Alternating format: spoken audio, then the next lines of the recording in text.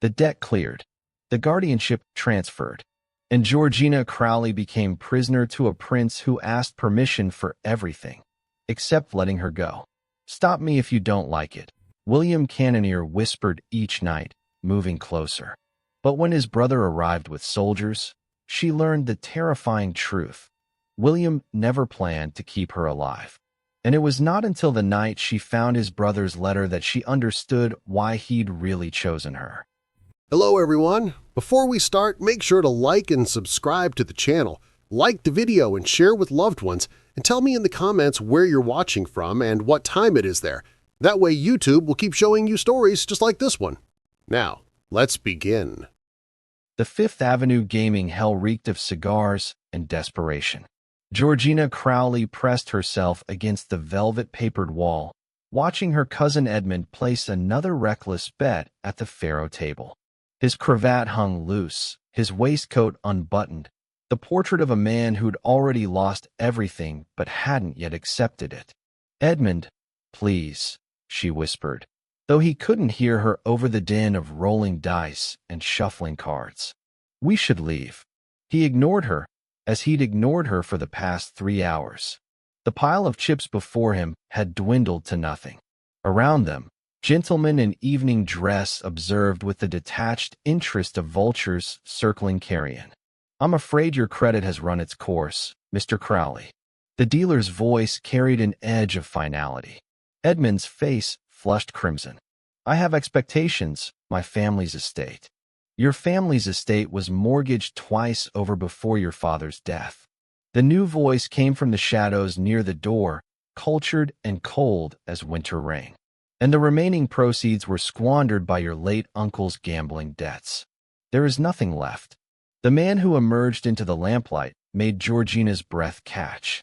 Tall, dark-haired, with features that might have been handsome if they weren't so carefully controlled. His evening clothes were immaculate, his bearing aristocratic, but something in his gray eyes suggested a predator assessing prey. "Who the devil are you?" Edmund demanded. "Prince William Cannonier." He said it without inflection, as if the title meant nothing. "And I'm the man who holds your vowels from the last 4 establishments you visited this month. You owe me $60,000, Mr. Crowley." The room went silent. 60,000 might as well have been 60 million. Edmund would never possess such a sum. Georgina stepped forward, her throat tight. There must be some arrangement. William's gaze shifted to her, and she felt pinned like a butterfly to cork. He studied her with unsettling thoroughness. Her faded silk gown, her unfashionable coiffure, the desperation she couldn't quite hide. "Miss Georgina Crowley," he said softly, "daughter of the disgraced Baron Crowley of Sussex. Sent to America after your father's scandal, living on your cousin's charity." He paused. "Such as it is." Heat flooded her cheeks. "My family's troubles are not. Your family's troubles are precisely my concern." William moved closer, circling her like a shark. "You're unmarried, unprotected, and in approximately 30 seconds, you'll be destitute when your cousin is arrested for debt." "William, please," Edmund's voice cracked. However, William continued, his eyes never leaving Georgina's face. "I'm prepared to clear your cousin's debt entirely. On one condition." The floor seemed to tilt beneath her feet. "What condition?" "You become my ward. Sign the papers. Transfer your guardianship from your cousin to me, and I'll forgive everything he owes." "Absolutely not." Edmund surged forward, but 2 large men materialized from the shadows, restraining him. Georgina's mind raced. Ward. The word implied protection, but the way William said it suggested possession. "For how long?" "Until I decide otherwise." He produced papers from his coat pocket. "Already prepared," she noted with growing horror. "Your cousin has 60 seconds to decide before the authorities arrive. I've already sent for them." "Georgina, don't." Edmund struggled against his captors. But what choice did she have? Prison would destroy Edmund. At least as William's ward, she might find some avenue of escape, some chance for negotiation. Her hand trembled as she reached for the pen. William's fingers brushed hers as he handed it over, and she felt the calculated coldness in that brief touch. She signed. William smiled. A terrible, empty expression. Excellent. He offered his arm with mocking courtesy. Shall we? The carriage is waiting. As he led her toward the door, he leaned close and whispered against her hair. Stop me if you don't like it. The words were a challenge, not an invitation. Georgina's world shattered as the gaming hell door closed behind them, and she climbed into his waiting carriage, bound for an unknown fate in Newport, Rhode Island. The Prince of Exile had claimed his prize. The journey to Newport took 2 days, 2 days of William's oppressive silence in the carriage, broken only by terse instructions at coaching inns. Georgina watched him from beneath her lashes, trying to decipher the man who'd purchased her guardianship like a commodity. He read correspondence, made notes in a leather journal, and never once acknowledged her presence beyond ensuring she had meals. When the Atlantic finally appeared through the carriage window, gray and churning under October clouds, Georgina felt her stomach tighten. The road curved along dramatic cliffs, and then she saw it. William's estate. It rose from the headland like something carved from ice. A massive stone mansion with Gothic towers and countless windows that reflected the stormy sky. Magnificent and utterly lifeless. Welcome to Belmere, William said flatly, the first words he'd spoken in hours. The carriage stopped before an imposing entrance. No servants rushed out to greet them. No warm lights glowed in welcome. William descended and offered his hand with mechanical courtesy. Georgina ignored it, stepping down on her own. Inside, the grandeur struck her immediately. Marble floors, soaring ceilings, crystal chandeliers that caught what little light penetrated the heavy draperies. Yet everything felt frozen, as if the house itself held its breath. Your rooms are in the east wing. William gestured toward a grand staircase. You'll find everything you need. Meals are served at 8, 1, and 7. A maid will bring them to your chambers if you prefer. I'm to be imprisoned then? The words escaped before she could stop them. William's expression didn't change. You have freedom of the grounds. The beach, the gardens, the library, the conservatory, all accessible. You may go anywhere within the estate boundaries, but not beyond them. No. He paused at the base of the stairs, his hand resting on the newel post. Not yet. And what are you keeping me from? Or keeping me for? For the first time since leaving New York, something flickered in his eyes, something that might have been pain, or perhaps simply calculation. That remains to be seen. He turned to leave, then stopped. Miss Crowley, I will knock before entering your chambers. Always. You have my word. The statement confused her more than any threat would have. This man who'd won her like a hand of cards was promising her, what? Privacy? Respect? Why? She demanded. Because some boundaries matter, even in captivity. He climbed the stairs without looking back. Your rooms are the third door on the left. Georgina found her chambers as sumptuous as they were isolating. A 4-poster bed draped in silk, a sitting area with ocean views, wardrobes filled with dresses in her size. All prepared before her arrival, she realized with creeping dread. He'd planned this. She spent the first week exploring, mapping her gilded cage. The grounds were indeed open to her. Windswept gardens, a greenhouse full of exotic plants, stables with horses she wasn't forbidden to ride. Yet invisible walls hemmed her in. The estate ended at stone markers, and she instinctively knew crossing them would have consequences. The servants were ghosts, silent, efficient, never meeting her eyes. Meals appeared and disappeared. Fires were lit in her absence. It was as if she lived alone with William in this vast, beautiful mausoleum. On the 8th day, she discovered the locked wing. It occupied the northern section of the house, accessible through a door of carved oak that refused to open. She'd found it while wandering, trying to understand the architecture of her prison. That section is closed. William's voice made her jump. He stood at the corridor's end, watching her with his characteristic stillness. Why? Because I wish it. She pressed her palm against the door, defiant. "What are you hiding?" "The past." He moved closer, and she saw exhaustion in the lines around his eyes, which is another way of saying everything. Through a gap in the locked door's frame, she glimpsed a portrait, a young man with William's features but lighter eyes, a gentler expression. She caught the nameplate, Henry Cannonier. "Your brother," she breathed. William's face became stone. "Go to your rooms, Miss Crowley." "Why do you lock him away?" "Because some ghosts deserve chains." His voice dropped to something dangerous. "Do not test that door again." That night, Georgina stood at her window watching the Atlantic crash against the cliffs below. The fortress by the sea held secrets, and she was trapped within them. Neither prisoner nor guest, neither free nor entirely captive. And William Cannonier remained an enigma, a man who demanded her presence but kept his distance, who promised protection while offering isolation, who spoke of boundaries while holding her in golden bonds. The wind howled, and Georgina shivered despite the fire's warmth. Whatever game William played, she was now a piece on his board. She needed to understand the rules before she could hope to win. What secrets lie behind the locked door? Will Georgina uncover the truth about William's exile, or will the past destroy them both? You will learn how far a captive woman will go to free the man who claimed her.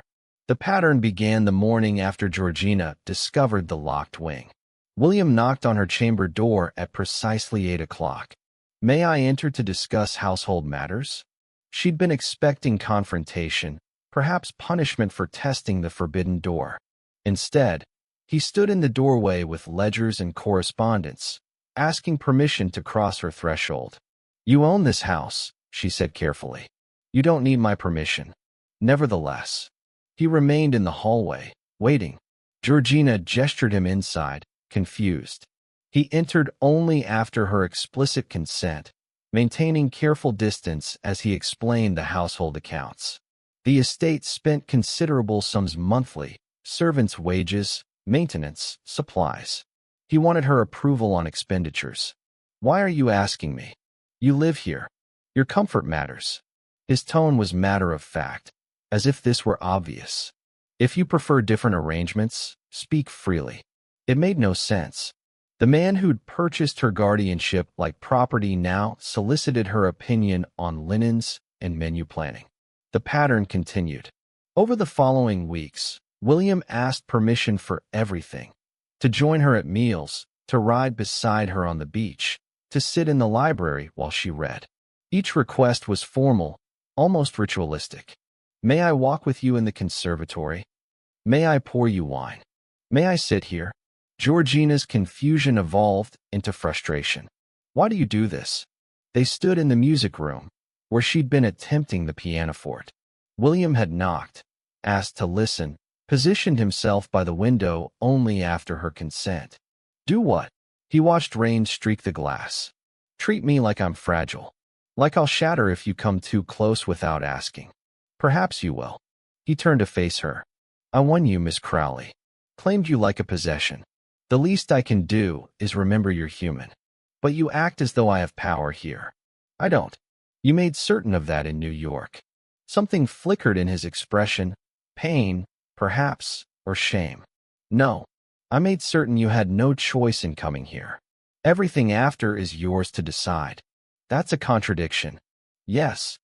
He moved closer, stopping precisely 3 feet away. Always 3 feet, she'd noticed, unless explicitly invited nearer. "I'm aware." Their conversations became the architecture of her days. William proved unexpectedly engaging when he chose to speak, discussing literature, politics, philosophy. He'd traveled extensively before his exile, read voraciously, possessed opinions that challenged her own. "You're wrong about industrialization," she argued one evening over dinner. "It's destroying traditional communities. It's also feeding families who would otherwise starve. Progress is always uncomfortable for those who benefited from the old order," says the aristocrat living in a mansion. Says the exile who built his fortune from nothing. His smile was sharp. "I know exactly what it means to fall, Georgina. And I know the working poor understand that better than drawing room reformers. She found herself looking forward to their debates, even as the underlying tension remained. He revealed fragments of his past carefully. His work with the French Treasury, his interest in modern banking, his belief that old aristocratic systems were crumbling. "You sound almost radical," she observed. "I sound like someone who learned that bloodlines and titles mean nothing when they turn against you. Merit matters. Loyalty matters. Everything else is performance." 3 weeks into her captivity, she still thought of it that way. Despite the strange freedoms, a letter arrived from London. She recognized the seal, Lord Thaddeus Harrington, her former suitor's uncle. William handed it to her unopened. "It's addressed to you." She read it in the privacy of her chambers. Lord Harrington demanded her return, suggested William had acted illegally, threatened to involve authorities if she wasn't released immediately. Georgina found William in his study that evening. "You read the letter." It wasn't a question. He looked up from his correspondence. "Yes. You opened my private mail. I own your guardianship. Legally, I have that right." He set down his pen. "But you're correct. It was a violation. I apologize." The apology startled her more than the admission. "What will you do?" "Nothing. You're not a prisoner, Georgina. If you wish to write Lord Harrington, tell him you're staying of your own accord. Or not. The choice is yours. But I'm not staying of my own accord. You won me in a card game. You could walk out tomorrow. The door isn't locked. I'd let you go." His voice dropped. "But you'd return to London with nothing. No prospects, no protection, your family's disgrace still hanging over you. Here, at least, you have shelter. Security. Time to decide your future without desperation forcing your hand. That's still captivity." "Yes." He met her eyes directly. "But it's the most honest captivity I can offer. I won't pretend this is freedom. But I also won't compound one sin with another by taking more than I already have." She wrote Lord Harrington that night, informing him she was well, treated respectfully, and required no rescue. It was the truth, if not the whole truth. The storm came in late October, fierce and sudden. Georgina stood at her window watching lightning crack the sky when William appeared at her door. "The east windows are leaking. I'm having the staff move you to the west wing for the night." He paused. "May I escort you?" Thunder rattled the glass. She nodded. They hurried through hallways as servants carried her belongings. In the west wing, William opened a door to chambers even more luxurious than her own. His own, she realized by the personal effects. "You're giving me your rooms?" "The west wing is safest in storms." He gestured to her temporary quarters. "I'll take the guest chambers." As he turned to leave, Georgina caught his arm. "William." He froze at her touch, looking at her hand on his sleeve as if it were something precious and dangerous. "Why?" she asked. "Why treat me this way? You could simply take what you want. Instead you ask, and wait, and keep this careful distance. I don't understand you." For a long moment, he said nothing. Then, very slowly, he raised his hand to steady her as lightning flashed, touching her shoulder with exquisite gentleness. He leaned close, his breath warm against her ear. "Stop me if you don't like it." The words sent ice and fire through her veins simultaneously. This was the man from the gaming hall, dangerous, controlled, capable of anything. But his touch remained careful, asking rather than demanding. His fingers traced down her arm to rest lightly on her hand. Not grasping, not claiming, simply touching, while giving her every opportunity to pull away. Georgina didn't move. Thunder crashed. William's thumb brushed across her knuckles once. Then he stepped back, releasing her. "Good night, Miss Crowley." His voice was rough. "Sleep well." He left her standing in his chambers, heart racing, finally understanding what the dance of permission meant. William was fighting himself as much as he was fighting her. Every request, every careful distance, was him trying desperately not to become the monster who'd claimed her. And slowly, impossibly, she was beginning to see not the monster, but the man beneath. Georgina found the key in William's study on a rainy Thursday afternoon. She shouldn't have been there. William had left that morning for Boston on business, trusting her enough now to leave her unwatched. Or perhaps he simply no longer cared if she discovered his secrets.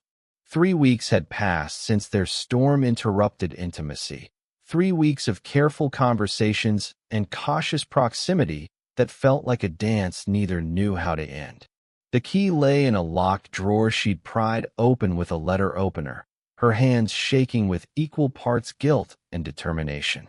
It was ornate, old-fashioned, with the cannoneer crest engraved on its handle. She knew immediately what door it would open.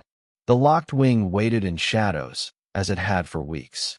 Georgina's heart hammered as she inserted the key, heard the satisfying click of tumblers falling into place. The door swung open with a groan of disused hinges. Inside, the air tasted of dust and decay. Heavy curtains blocked the windows, but enough gray light seeped through for her to see. A corridor lined with portraits, furniture draped in sheets like ghosts, and doors leading to abandoned rooms.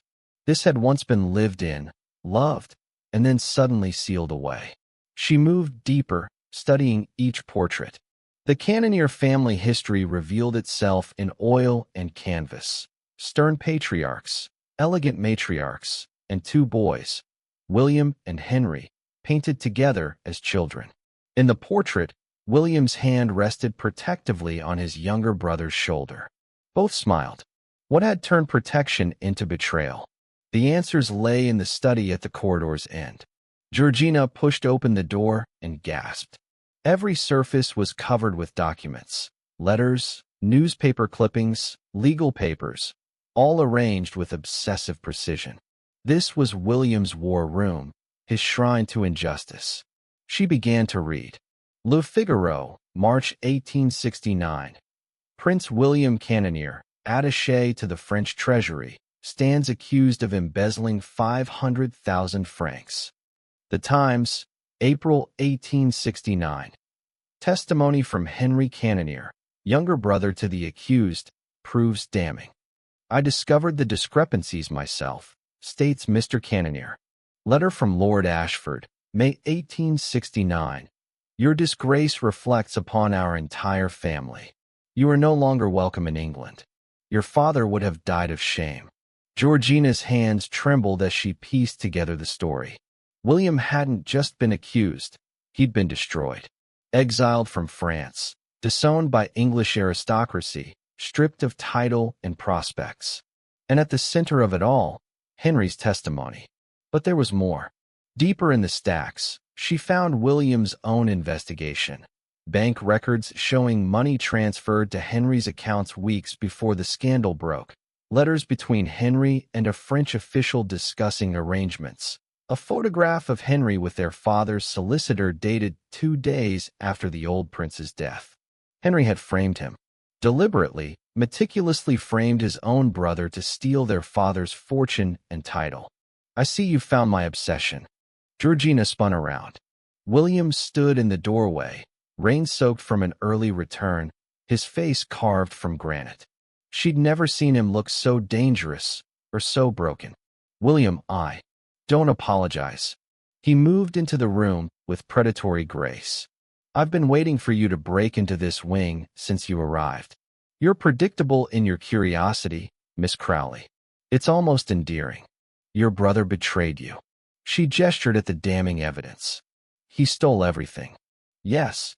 William's voice was flat, emotionless. He wanted the title, you see. Fathers will left everything to me as the eldest. Henry had to destroy me to inherit. And he was thorough. I'll give him that. But you have proof. You could. Could what? William's laugh was bitter. Return to London? Plead my case to men who turned their backs the moment scandal touched me? Society doesn't want truth, Miss Crowley. It wants entertainment. I provided it. He moved closer, and she saw the rage simmering beneath his controlled exterior. So I came here.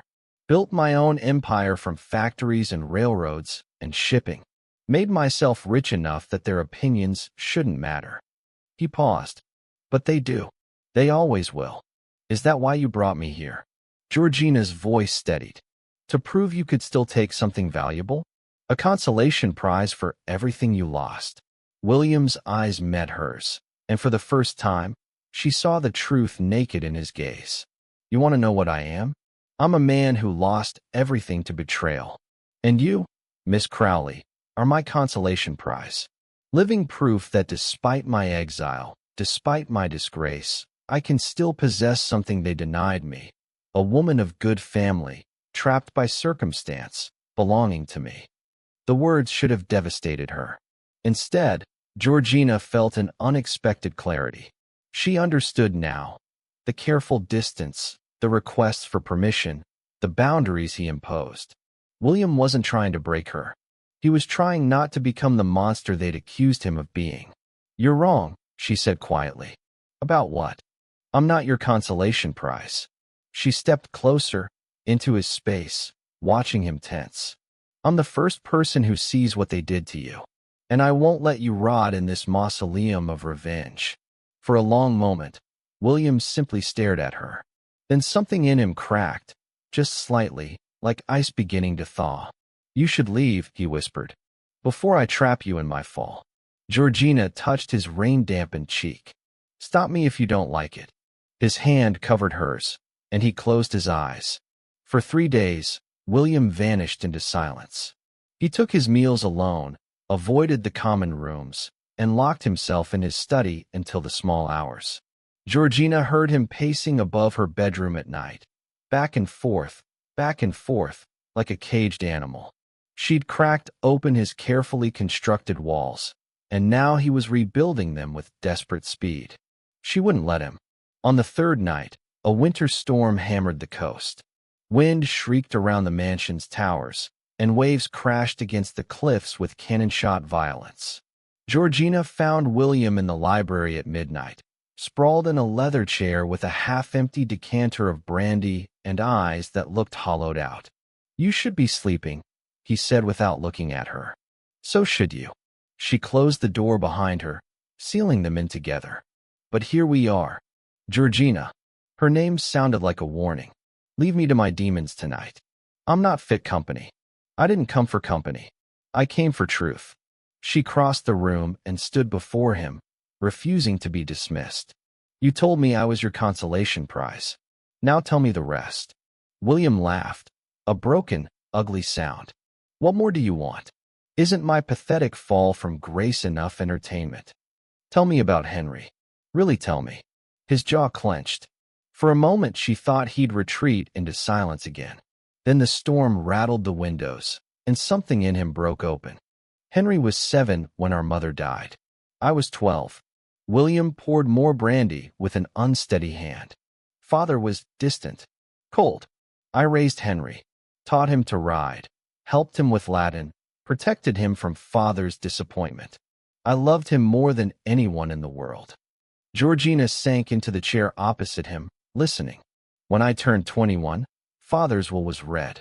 Everything to me, the title, the estates, the fortune, standard primogeniture. Henry smiled and congratulated me. William's voice turned bitter. I was too stupid to see the hatred behind that smile. He'd been counting on father changing the will, leaving us equal shares. But father was traditional. The eldest inherits. Always. Lightning flashed, illuminating William's haggard face. 2 years later, I took a position with the French Treasury. Prestigious, important work. Henry came to Paris, said he wanted to learn diplomacy. I got him a position as my clerk. Trusted him with everything. He drained his glass. He spent 6 months fabricating evidence, altering my signatures on documents, bribing officials to testify they'd seen me taking money. Then he went to our father with his discovery. Your own father believed him? Immediately. The word came out like a knife thrust. Father had always found me too ambitious, too modern. Henry played the loyal son, heartbroken to expose his brother's corruption. The trial was a formality. I was convicted before I entered the courtroom. And the British aristocrats. William's laugh was acid. They couldn't distance themselves fast enough. Men who'd courted my favor, invited me to their estates, introduced me to their daughters. Suddenly, I was dead to them. Lord Harrington particularly enjoyed my fall. He'd wanted Thaddeus to marry well, and I'd been negotiating for his niece. My disgrace gave him excellent dinner party material. He stood abruptly, pacing to the window. Outside, the storm raged. I came to Newport to disappear. Built my fortune in factories and shipping, industries where breeding matters less than results. I told myself I'd prove them wrong, show them I could be successful despite everything. His reflection in the rain-streaked glass looked ghostly. But the truth is, I failed. Not at business, at being human. I isolated myself. Became exactly what they accused me of being: cold, calculating, possessive. William, I want you to prove I still mattered. To show myself I could still possess something of value, even as an exile. I'm no better than Henry. His voice cracked. I used you the same way he used me, as a means to an end. Georgina rose and crossed to him. Through the window, she could see waves devouring the beach below, white foam against black rock. You're wrong, she said quietly. He finally looked at her. How? Henry destroyed you because he hated you. You claimed me because... She paused, choosing her words carefully. Because you're trying to remember how to be seen. And I'm the first person who's looked at you and seen a man, not a monster. William's hand came up to touch her face, then stopped mid-air, asking permission, even now. Georgina took his hand and placed it against her cheek. You gave me choice in every moment after the first, she whispered. You could have taken everything. Instead, you asked. You waited. You gave me freedom within captivity. That's not a monster, William. That's a man trying desperately not to become one. He pulled her close then, burying his face in her hair. She felt him shaking, with rage or grief or relief, she couldn't tell.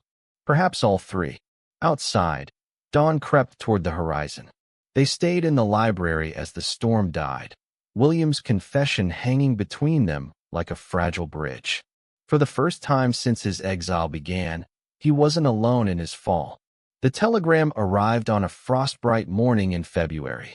Georgina watched William's face transform as he read it, from calm to fury in the space of a heartbeat. What is it? He handed her the paper without speaking. The message was brief. Henry in London. Engaged to Lady Victoria Ashford. Wedding June. Building considerable influence. R.T. Lady Ashford. Georgina's voice was hollow. One of the most connected families in England. Yes. William's knuckles whitened around the telegram. Henry's consolidating power. The engagement gives him access to the highest circles. By summer, he'll be untouchable.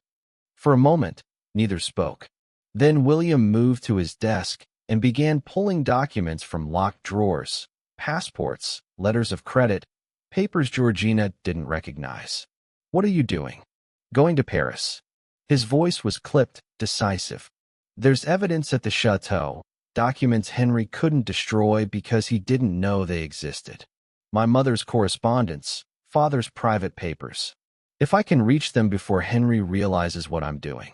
William, you'll be arrested the moment you set foot in France. Perhaps. He looked at her then, and she saw something new in his eyes. Not just anger, but purpose. Or perhaps enough time has passed that the authorities have forgotten a minor embezzlement case from 6 years ago. Either way, I won't let him win by default. Then I'm coming with you. Absolutely not. It's too dangerous. Stop me if you don't like it. She used his own phrase deliberately, watching him flinch. You said I have freedom to choose. I choose this. The Atlantic crossing took 9 days. They traveled under assumed names. William keeping to their cabin while Georgina ventured on deck. She'd expected the journey to be tense, but instead found William opening like a long-sealed book. On the third night, he told her about his childhood at Château de Bellerive, running through gardens with Henry, their mother's laughter, summer balls where candlelight turned the ballroom into something magical.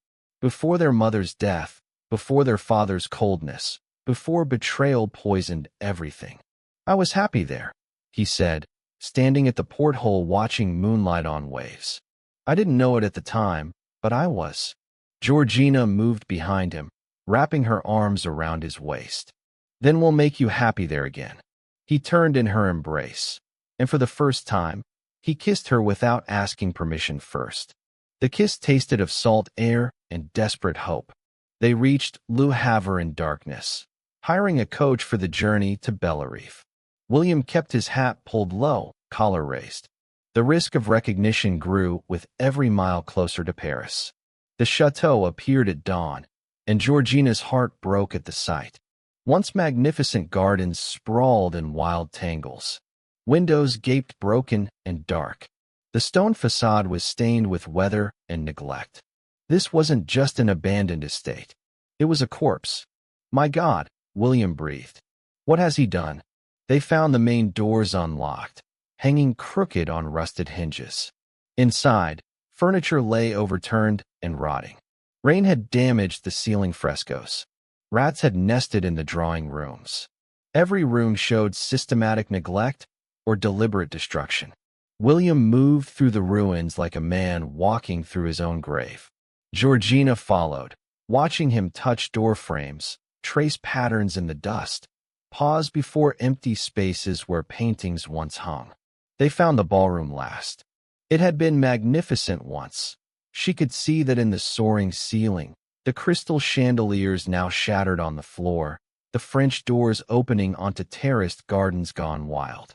This was where William had been happy, where his family had danced and laughed and lived. He stood in the center of the ruined space, and she watched 6 years of control simply shatter. William dropped to his knees among the broken glass and wept. Not quiet tears, but wrenching sobs that came from somewhere primal and wounded. Grief for his mother, rage at his brother, mourning for the life he'd lost and could never reclaim. The ballroom echoed with his anguish. Georgina knelt beside him and gathered him into her arms. He clung to her like a drowning man, and she held him while he broke completely, while the past poured out in salt and fury. I'm sorry, he gasped against her shoulder. I'm sorry, I can't. Don't. She pulled back to frame his face in her hands. Don't apologize for being human. He destroyed everything. Even this. Even the memories. No. Georgina's voice was fierce. He destroyed buildings. Stone and glass and wood. But he didn't destroy you. You're still here. Still fighting. William searched her face, his own streaked with tears and dust. Why did you come with me? Because I could leave right now, she said simply. Walk out those broken doors and find my way back to England. You gave me that choice weeks ago. But I'm staying, William. I'm choosing to stay. He kissed her then, desperate, grateful, reverent. And there in the ruins of his past, surrounded by destruction and decay, they became lovers. Not captor and captive, not master and prize, but two people choosing each other freely amid the wreckage. Afterward, lying together on William's coat spread over the dusty floor, Georgina stared up at the damaged ceiling and smiled. We'll rebuild it, she whispered. William's arm tightened around her. The château. Everything. From the ashes of the past, hope ignites, but Henry's shadow looms ever closer. When William's brother discovers their presence in France, the final confrontation will determine whether love can truly triumph over betrayal. The battle for redemption reaches its breaking point. They returned to Newport in March, but Georgina was no longer the uncertain woman who'd left. The Atlantic crossing back had been different. She'd stood on deck beside William, his hand in hers, no longer hidden or ashamed. Whatever came next, they would face it together. She didn't expect it to come so quickly. The carriage bearing the cannoneer crest arrived 3 days after their return. Georgina saw it from the morning room window and felt ice crystallize in her veins. William. He appeared beside her, following her gaze. His face hardened. Henry. How did he know we were here? He's always known where I am. William's voice was flat. He tracks me like a hunter tracks wounded prey. Wants to ensure I stay buried. 2 men descended from the carriage. The first was younger, with William's build but softer features, his smile practiced and poisonous. Henry Cannonier moved with the confidence of someone who'd never faced consequences. The second man made Georgina's breath catch. Lord Thaddeus Harrington, older, silver-haired, carrying himself with aristocratic disdain. Her former suitor's uncle, the man who'd found such entertainment in William's disgrace. "This isn't a social call," William said quietly. They met in the drawing room. Henry surveyed the space with obvious calculation, pricing everything, judging. Lord Harrington remained standing, as if sitting would somehow contaminate him.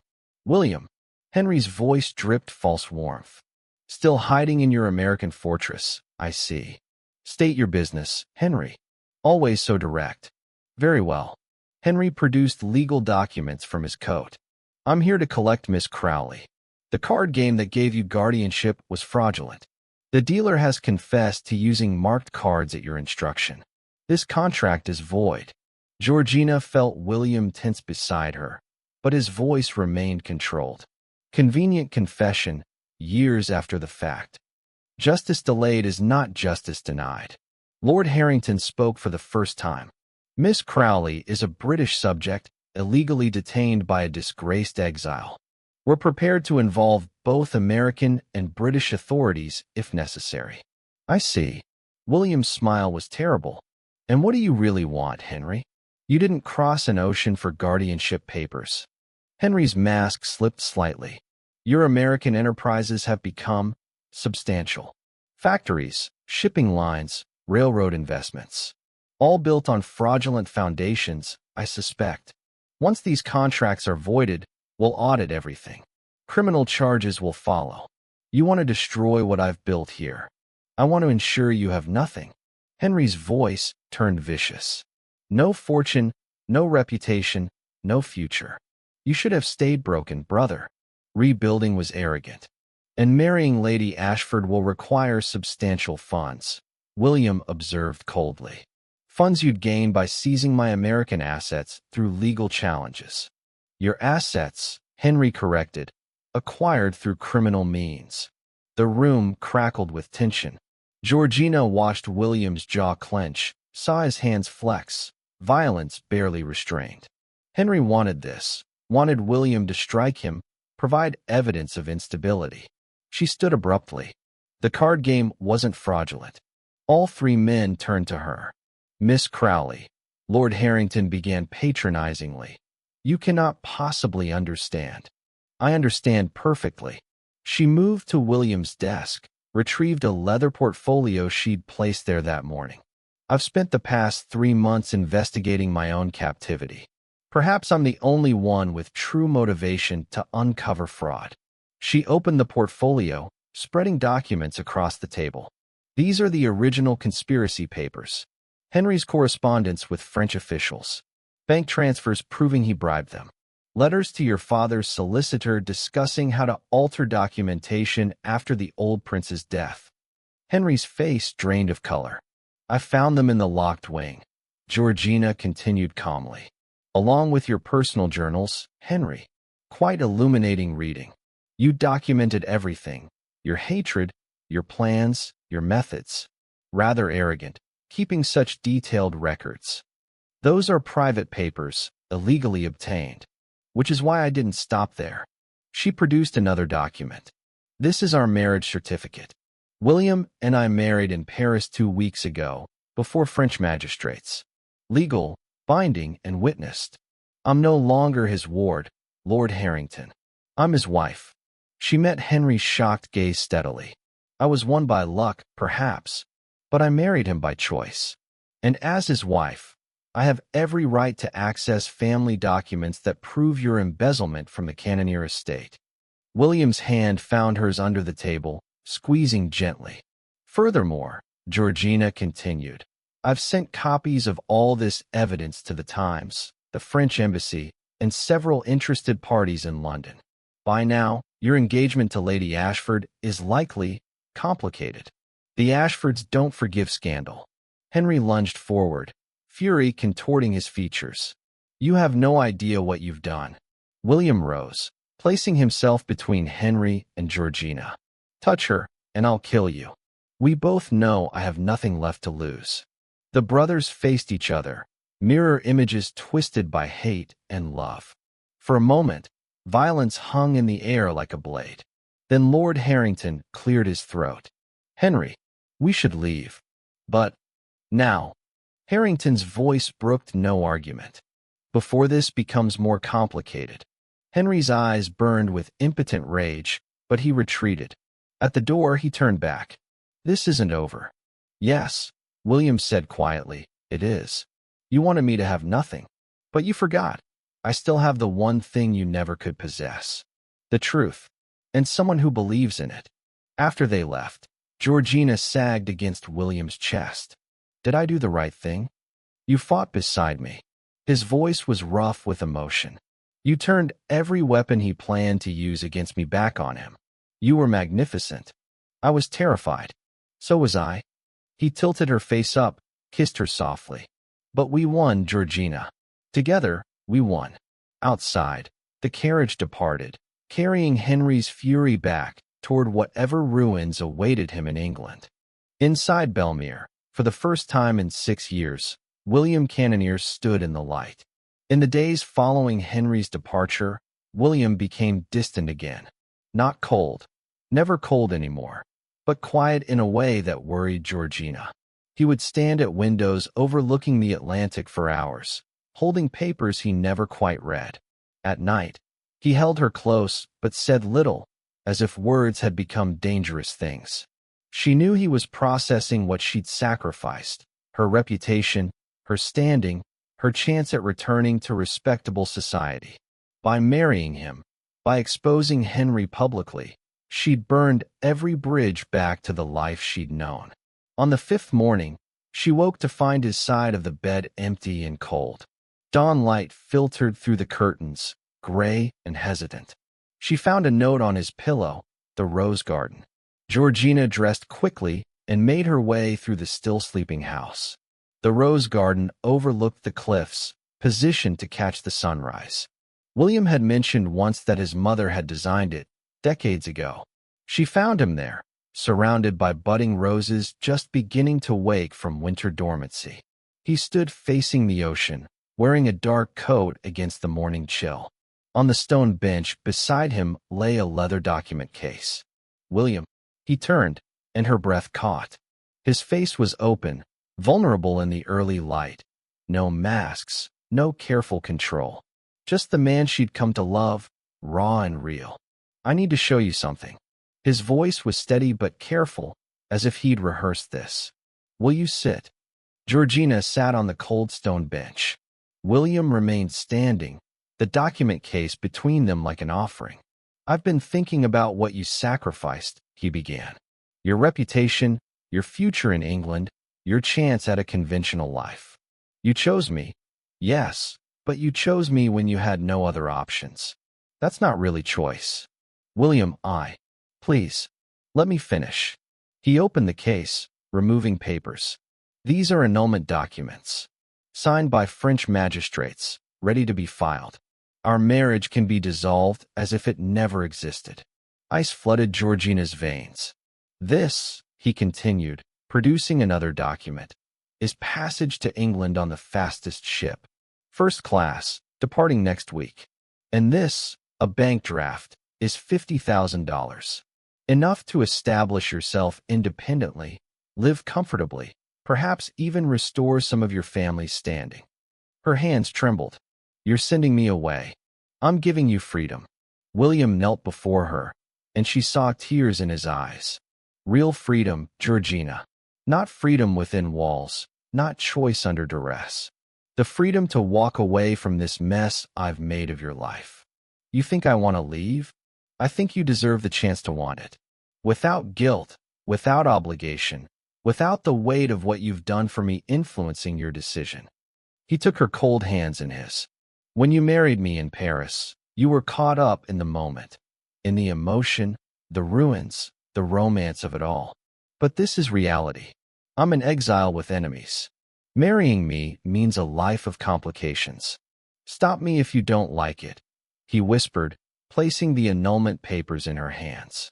But I'm asking you to stay, not as the woman I won, not as the woman who saved me, but as the woman who chooses me knowing exactly what that choice costs.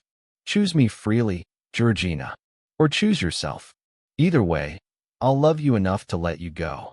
Georgina stared at the papers in her hands. Behind William, the sun crested the horizon, turning the ocean gold. The roses around them stirred in the morning breeze, carrying the scent of new growth. She thought about London, about returning to society, about the conventional life she'd once imagined. Then she thought about William's confession in the library, his breakdown in the ruined ballroom, the way he'd learned to ask rather than take, to offer rather than demand. She thought about the man he'd become, not despite his fall, but because of it. Slowly, deliberately, Georgina tore the annulment papers in half, then in quarters. She let the pieces scatter in the wind, white fragments dancing toward the cliff's edge. You gave me choice in every moment after the first, she said, watching his face transform. Now I choose every moment that comes after. Not because I have no other options, William, because I want no other options. I choose you. I choose this. I choose us.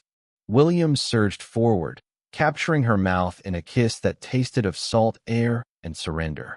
She wrapped her arms around his neck as he lifted her, spinning her in the rose garden while dawn broke fully around them. I love you, he breathed against her hair. God help me. I love you completely. Then stop asking my permission and take me inside, she whispered, pulling back to meet his eyes. Make love to me as your equal.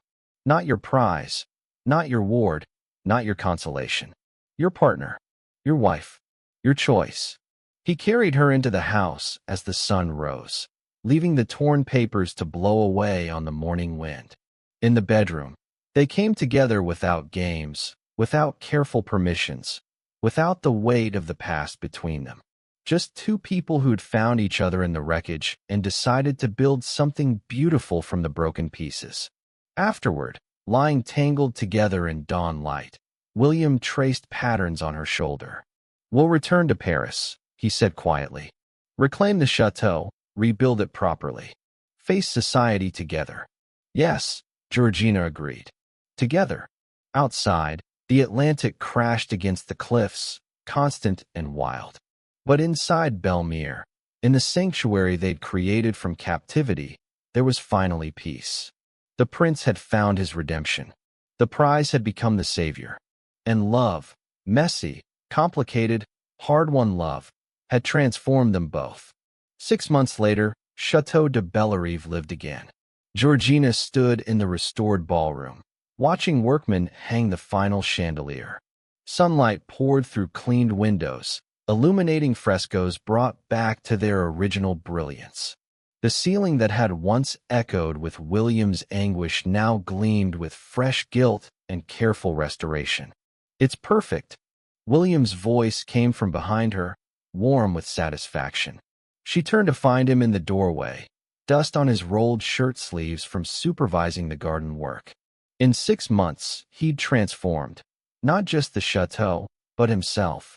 The haunted isolation had been replaced by purposeful energy.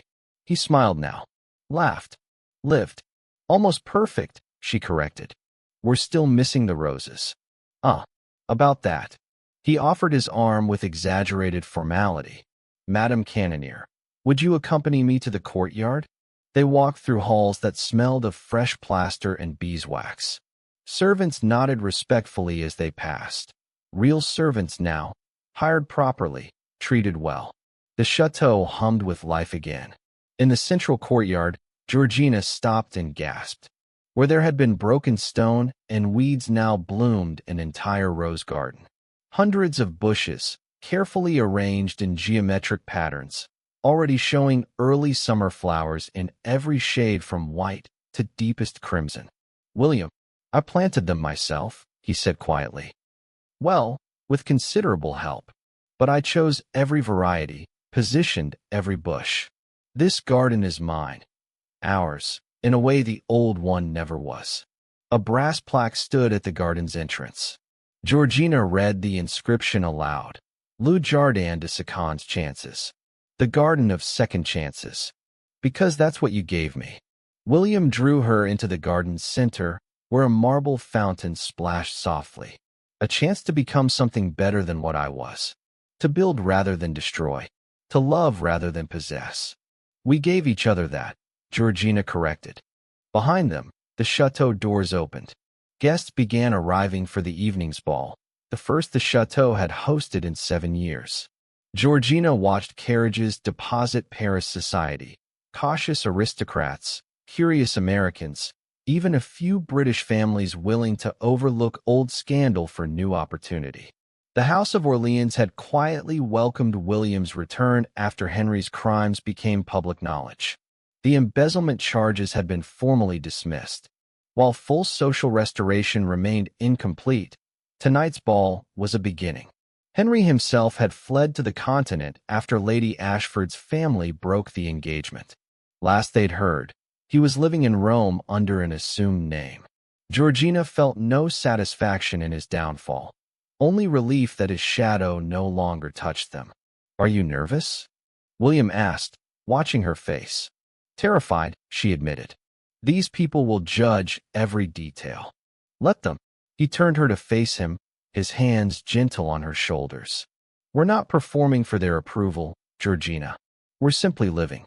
Together. Openly. And if they don't like it, stop us if they don't like it," she finished with a smile. He laughed, genuine, unguarded joy. Exactly. The ball that evening exceeded all expectations. Parisian society danced in the restored ballroom, while Georgina managed every detail with the confidence she'd learned managing William's Newport household. She wore a gown of her own choosing, deep emerald silk that made William's eyes darken with appreciation. She was no one's prize now. She was simply herself, Mrs. Georgina Cannonier, hostess, partner, equal. William had established charitable foundations with his American fortune, schools for orphans, hospitals, programs for the poor. Georgina oversaw them all, discovering talents for organization and advocacy she'd never known she possessed. Their work was rebuilding more than the chateau. It was rebuilding William's name through genuine contribution rather than aristocratic privilege. As midnight approached, the last guests departed with promises to return. Servants began clearing glasses while musicians packed their instruments. The ball had been a success, society's cautious acceptance of their return. But Georgina didn't care about society's opinion anymore. She found William in the empty ballroom, standing where he'd once collapsed in grief. He turned as she approached, his hand extending in silent invitation. They danced alone, no music but their own breathing, their footsteps echoing in the restored space. Georgina rested her head against his chest, feeling his heartbeat steady and strong. "Do you remember what you said here?" she asked softly. "In the ruins? That I'd lost everything. And what do you say now?" William pulled back to look at her face, his eyes reflecting candlelight and something deeper, peace, hard-won and real. "That I found everything." He kissed her forehead, her cheeks, finally her mouth. "You, this second chance, the man I became because you refused to let me stay broken. I found home, Georgina. Not in the chateau. In you." She smiled against his lips. "Stop me if you don't like it." "Never stop," he whispered back. Their phrase had transformed completely, from threat to promise, from demand to invitation, from possession to partnership. Two people who'd met in darkness and built their way toward light, brick by careful brick, choice by patient choice. Outside, the garden of second chances bloomed under starlight. Inside the restored chateau, William and Georgina Cannonier danced in the ballroom where grief had once shattered him, now filled with hope, love, and the hard-won beauty of becoming. From broken pieces, they'd built paradise. From captivity, they'd forged freedom. From a wager and a prize, they'd created something neither had imagined possible, a love that transformed them both. If this story of redemption, second chances, and transformative love moved you. Please subscribe for more historical romance tales where broken people find healing in each other's arms. What did you think of their story? Share your thoughts in the comments below. I'd love to hear which moment resonated most with you. And if you're craving more dark, emotional romance with deeply flawed characters finding redemption, hit that subscribe button. More stories of love forged in fire await.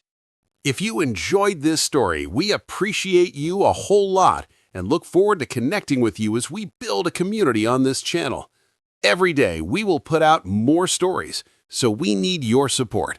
Help us by liking, sharing, and subscribing to our channel if you haven't already. You won't miss any new exciting videos. Check out the next video. You'll love it!